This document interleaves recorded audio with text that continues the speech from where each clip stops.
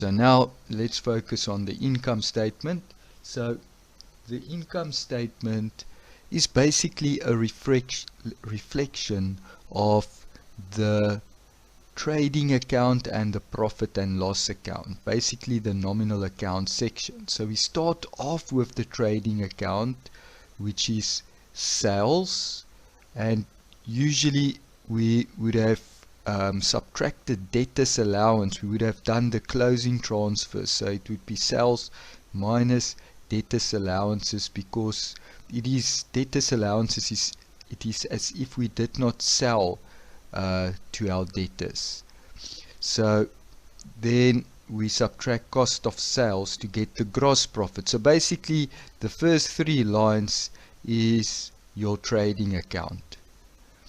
The remainder you will get from your profit and loss. And now we have to distinguish between operating activities and our financing activities. So right at the bottom we look at things like interest expense and interest income. Since our business is not a bank, our operating activities doesn't relate to interest income and interest expense. So our main business will be something else, selling goods or providing other service than bank services.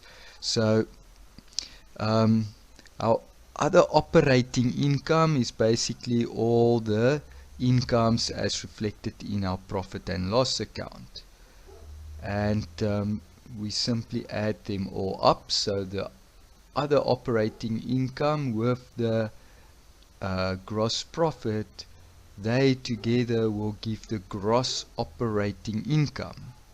And now finally we have to take in consideration our operating expenses, which is all the expenses in our profit and loss account, and we add up all of these expenses to get the total for the operating expenses, and that we subtract. So we will have to indicate it in brackets and subtract it from gross operating income to get our operating profit or loss.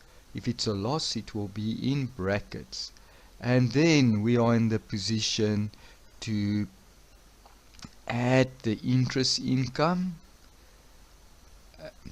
and if we add the interest income to our profit or loss, we will get profit before interest expense or loss before interest expense. If it's a loss, it will again be in brackets, and then finally from that profit or loss before interest expense we will have to subtract, so it will have to be in brackets, the interest expense to get the net profit or loss for the year. And we can see we have two notes. Basically for the income statement, our notes are related to interest. So let's just quickly have a look at our, so usually you will do your notes before you will draw up the income statement. So the interest income, we just simply list all the sources on which we obtained interest.